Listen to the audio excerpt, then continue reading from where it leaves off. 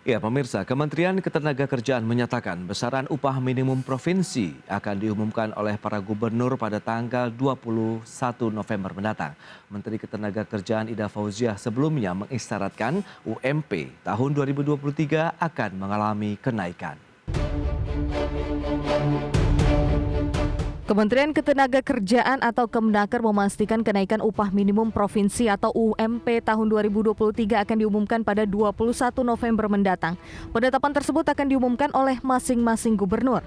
Direktur Jenderal Pembinaan Hubungan Industrial dan Jaminan Sosial Tenaga Kerja Kemnaker Indah Anggoro Putri dalam konferensi pers mengungkapkan, Kemnaker telah melakukan serangkaian kegiatan terkait serapan aspirasi publik hingga dialog untuk sosialisasi mengenai filosofi UMP. Indah menjelaskan, upah minimum ditetapkan sesuai amanat dari Undang-Undang Cipta Kerja dan juga PP 36 tahun 2021 dengan melibatkan beberapa variabel utama yaitu pertumbuhan ekonomi dan inflasi. Indah mengatakan Kemenaker juga sudah berkoordinasi antar lintas kementerian atau lembaga dengan mengadakan beberapa rapat terkait UMP. Selain itu, Kemenaker juga melakukan dialog dengan Serikat Pekerja dan Dewan Pengupahan Nasional. Sebelumnya, Menteri Ketenagakerjaan Ida Fauziah memberi sinyal positif soal UMP 2023. Ida mengatakan ada kemungkinan UMP tahun 2023 akan mengalami kenaikan. Meski begitu, Ida belum menjawab pasti saat ditanya berapa besaran kenaikan UMP di tahun 2023. Berbagai sumber IDX Channel.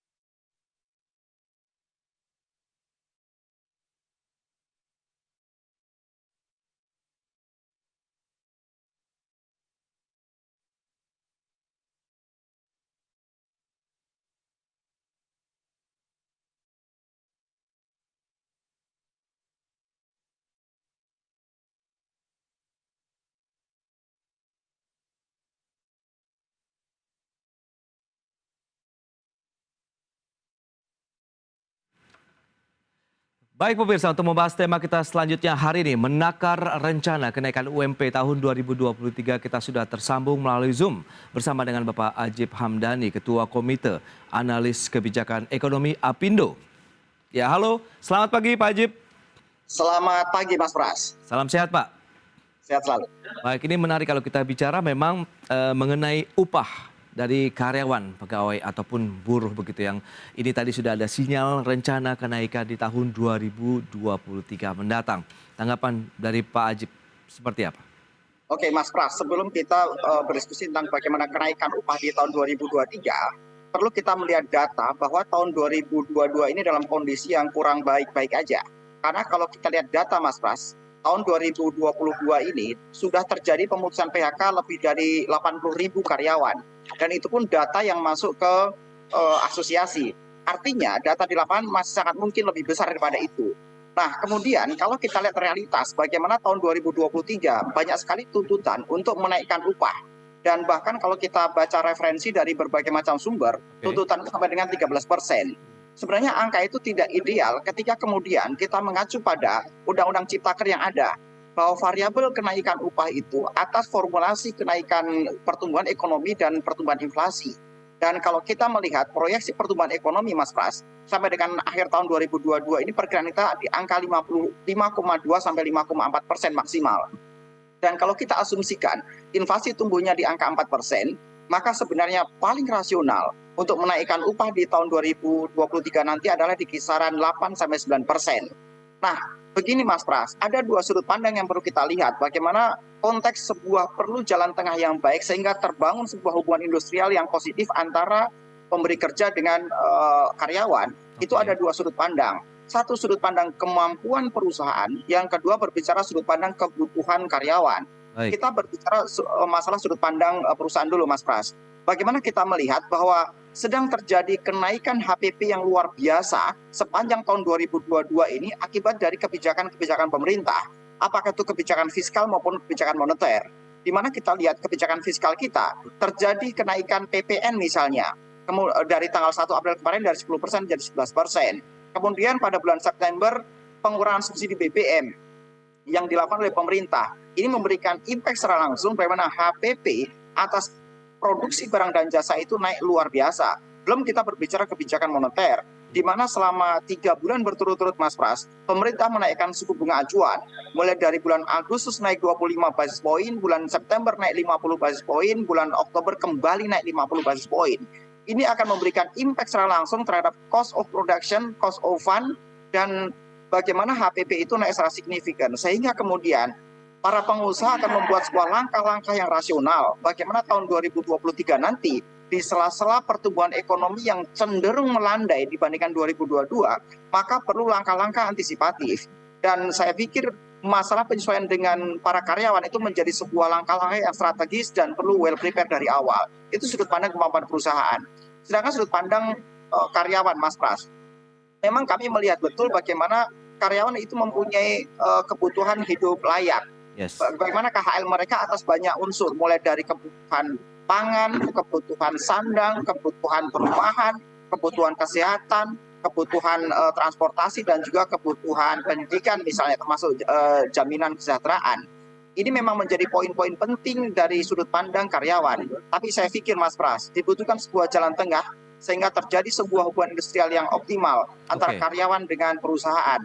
Sehingga bagaimana perusahaan tetap bisa menjalankan usahanya dengan baik, tapi satu sisi kebutuhan standar kehidupan layak untuk para karyawan bisa terpenuhi, terutama di menjelang tahun 2023 nanti, Mas Pras. Baik, tapi kalau kita cermati parameter memang yang digunakan dalam Cipta Kerja bukannya dari sisi inflasi juga. Ini yang kita tahu memang trennya kan sedang naik terus. Dan ini yang menjadi salah satu patokan juga. Mungkin Kemenaker juga memberikan sinyal begitu bahwa tahun depan memang ada kenaikan UMP dengan besaran yang memang juga belum disampaikan. Tapi dengan kisaran Anda katakan 8 sampai dengan 9%, sementara mungkin permintaan di atas itu atau 13%-an ini apakah bisa nanti ada titik ketemu? Memang tadi yang perlu diperhatikan juga karyawan, pegawai atau buruh dari sisi kebutuhan pangan, sandang, papannya juga ini harus diperhatikan, Pak Ajib.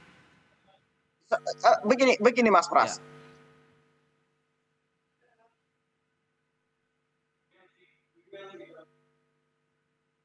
Halo, Pak Ajib? Ya, silakan. Oke.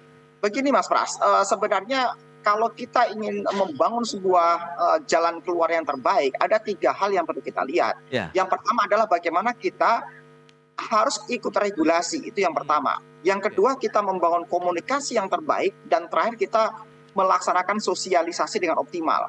3 poin itu yang akan menjadi jaminan bagaimana tetap terbangun hubungan industrial yang baik antara pemberi kerja dengan karyawan.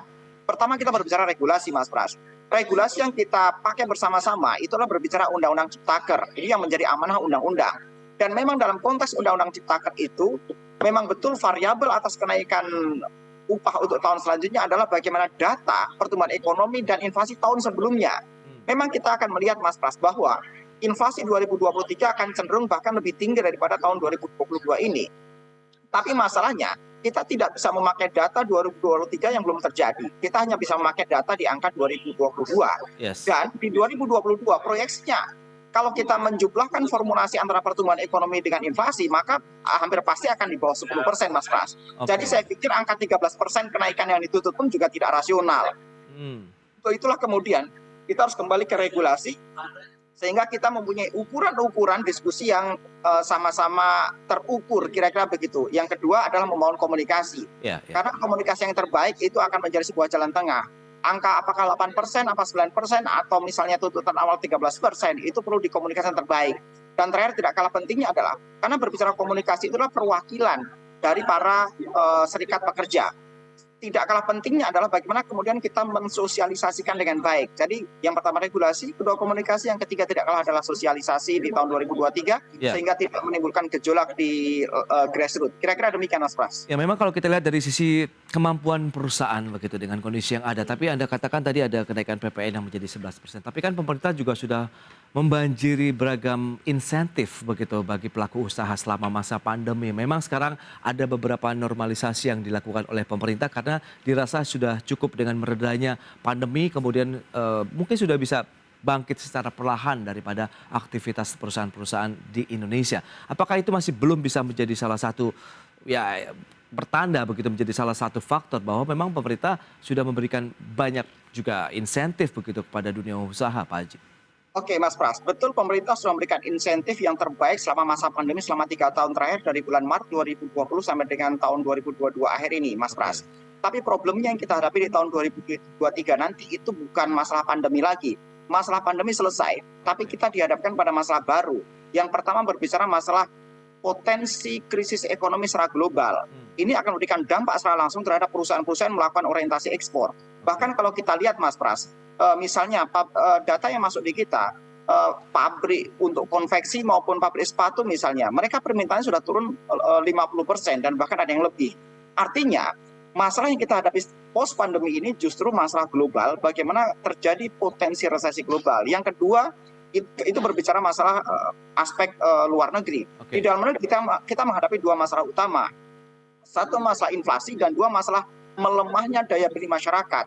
Memang kita agak tertolong Mas Pras. Di bulan September, Oktober, November, dan Desember selama 4 bulan berturut-turut, pemerintah masih menopang daya beli masyarakat dengan program bansosnya dengan mengucurkan sekitar 24,7 triliun. Tapi bagaimana program fiskal itu, kebijakan-kebijakan dari pemerintah itu tidak sustain. 2023 pemerintah tidak bisa kembali melakukan program-program itu karena mereka mempunyai ruang fiskal yang begitu terbatas untuk mendorong dan menopang daya beli masyarakat. Sehingga bagaimana kita melihat 2023 ini daya beli masyarakat akan kembali mengalami tekanan yang luar biasa dan dunia usaha harus melakukan penyesuaian-penyesuaian menghadapi itu. Jadi poinnya Mas Pras, bagaimana pemerintah sudah memberikan insentif terbaik menghadapi pandemi kemarin sama 3 tahun terakhir, tapi sekali lagi kita menghadapi problem yang berbeda di tahun 2023 dan dunia usaha harus meningkatkan resiliensi, harus mempunyai daya survive yang maksimal sehingga kita terus bisa bertumbuh di sela-sela kondisi ekonomi yang kurang baik-baik aja. Demikian Mas Pras. Oke, tapi sejauh ini sudah ada komunikasi dari pemerintah, pelaku usaha dan juga mungkin pertemuan tripartit begitu dengan buruh ataupun pegawai. Berikut ini kami sampaikan infografik terkait dengan UMP tertinggi dan terendah di tahun 2022. Ya, seperti yang bisa Anda saksikan di layar televisi Anda, UMP tertinggi tercatat di wilayah DKI Jakarta sebesar 4,6 juta rupiah. Sementara upah minimum provinsi terendah di Jawa Tengah 1,8 juta rupiah. Dan selanjutnya kita akan cermati dari 5 provinsi dengan UMP tertinggi di tahun ini mana saja. Tadi pertama sudah disampaikan ada DKI Jakarta, kemudian Papua 3,56 juta, kemudian Sulawesi Utara 3,31 juta rupiah, Bangka Belitung 3,26 juta rupiah, kemudian Papua Barat 3,2 juta rupiah. Lanjut kita akan cermati acuan dari penentuan dalam upah minimum. Ini ada PP, Peraturan Pemerintah Nomor 36 Tahun 2021 tentang pengupahan sebagai turunan dari Undang-Undang 11 Tahun 2020 tentang Cipta Kerja. Kemudian sesuai dengan Undang-Undang Cipta Kerja, UMP ditetapkan berdasarkan variabel inflasi atau pertumbuhan ekonomi dilihat mana yang lebih besar. Kemudian merujuk PP 36 tahun 2021, UMP ditetapkan berdasarkan formulasi dari kondisi ekonomi dan ketenagakerjaan yang meliputi pertumbuhan ekonomi daerah hingga inflasi di setiap kabupaten kota. Baik, kita akan lanjutkan kembali perbincangan bersama dengan Bapak Ajib Hamdani. Ya, Pak Ajib, kalau kita cermati dengan kondisi yang tadi sudah disampaikan, level ataupun beberapa kota dengan UMP tertinggi dan terendah, apakah menurut kacamata dari pelaku usaha atau Apindo begitu Pak Ajib, ini memang sudah sesuai dengan kondisi yang ada atau masih sebenarnya bisa disesuaikan dengan keinginan buruh pekerja ataupun karyawan untuk mereka bisa menikmati kenaikan gaji mereka? Jadi begini Mas Pras, hal ini juga yang kita capture dari teman-teman pengusaha dan teman-teman Apindo. Bagaimana upah di Jawa Tengah cenderung lebih murah daripada Jawa Barat. Makanya dari rasio layoff atau rasio dari istilahnya karyawan yang keluar itu lebih banyak dari daerah Jawa Barat, Mas Pras. Dan sekarang kalau kita lihat perusahaan-perusahaan banyak geser ke Jawa Tengah. Karena begini, pengusaha ini melakukan langkah-langkah yang rasional dan realistis untuk tetap membuat usahanya berjalan dengan baik, Mas Pras. Nah, sehingga itu sudut pandang pengusaha. Dibutuhkan kemudian sudut pandang lain bagaimana sisi karyawannya mereka harus meningkatkan kualitas dan produktivitasnya. Makanya kemudian sebenarnya pemerintah sudah mengeluarkan sebagai bentuk turunan dari Undang-Undang Nomor 11 tahun 2020 tentang Undang-Undang Cipta Kerja. Kemudian pemerintah mengeluarkan namanya Perpres Nomor 68 tahun 2022 tentang revitalisasi pendidikan vokasi untuk peningkatan kualitas SDM, Mas Pras. Oke. Jadi sebenarnya yang menjadi problem utama adalah bagaimana kemudian terjadi sebuah matching yang bagus dan optimal antara kebutuhan dunia usaha dengan kualitas SDM. Nah, inilah kemudian bagaimana kemudian karena harus meningkatkan dan mengoptimalkan sumber daya dan kapasitasnya. Ketika ini bisa dilakukan, maka sebenarnya upah itu juga akan bisa dibuat penyesuaian dengan lebih maksimal dan lebih optimal. Kira-kira demikian, Mas Pras. Jadi ada dua sisi yang perlu kita dorong. Sisi satu, pelaku usahanya, mereka harus bisa memahami kondisi-kondisi kebutuhan karyawannya dengan baik. Tapi satu sisi bagaimana karyawan juga bisa meningkatkan kapasitas dan produktivitasnya. Karena apakah itu mau di Jawa Barat atau Jawa Tengah, UMP itu menjadi sebuah ukuran standar bagaimana kelayakan hidup di masing-masing daerah. Tapi yang tidak kalah pentingnya adalah bagaimana karyawan juga harus didorong untuk meningkatkan kemampuan SDM-nya. Dan ini yang disadari betul oleh pemerintah dan tinggal bagaimana kemudian, Mas Pras, Perpres Nomor 68 tahun 2022 ini bisa dioptimalkan dengan baik. Oke. Dan ini dibutuhkan kolaborasi terbaik antara stakeholder. Apakah itu dari regulasi, dari Kementerian Tenaga Kerja, Ya. tapi satu sisi dengan pelaku usaha yang ada di asosiasi, Mas Pras. Nah, sejauh ini optimalisasi dari bagaimana kita meningkatkan kualitas SDM begitu ya sehingga lebih kompetitif ini sudah berjalan cukup baik begitu Pak, dan sesuai juga dengan keinginan dari pelaku usaha, tergantung mungkin dari jenis usaha yang mereka jalankan. Berbicara masalah peningkatan kualitas sumber daya manusia ini membutuhkan sebuah proses panjang, Mas Pras. Ini bukan sebuah investasi jangka pendek, Oke. di mana misalnya perusahaan mengeluarkan alokasi dana untuk peningkatan SDM kemudian dirasakan secara serta-merta. Ya. Tapi ini membutuhkan sebuah orientasi jangka menengah. Dan bagaimana kemudian misalnya pemerintah juga memberikan insentif terbaiknya untuk perusahaan-perusahaan yang melakukan vokasi dan melakukan peningkatan kualitas SDM. Ini yang perlu dibangun, Mas Pras. Misalnya pemerintah mendorong insentif pajak terbaik. Karena tahun 2023 nanti pemerintah itu mempunyai sekitar, ini sebagai contoh Mas Pras ya, artinya gini, ketika ada willingness yang baik dari pelaku usaha, ini seharusnya didorong oleh pemerintah melalui insentif regulasinya. Karena dunia usaha ini tidak bisa dibiarkan berjalan secara alamiah, Mas Pras. Apalagi dalam kondisi turbulensi ekonomi yang terjadi di tahun 2022 akhir menjelang 2023 ini. Dibutuhkan intervensi regulasi dari pemerintah sehingga bisa menopang pertumbuhan ke arah dan orientasi ekonomi yang diinginkan oleh pemerintah. Seperti halnya tadi, ketika kemudian pelaku-pelaku usaha sedang mendorong Perpres Nomor 68 tahun 2022 tentang vokasi, revitalisasi pendidikan vokasi misalnya, pemerintah juga harus memberikan insentif regulasi di sektor itu.